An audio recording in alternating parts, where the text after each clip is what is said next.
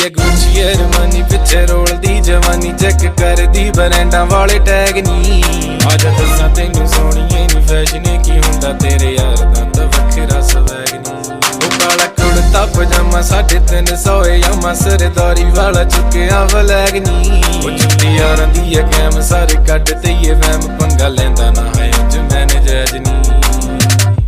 ओ वखरा स्वैग नी ओ वखरा swag We can make a wildfire getaway.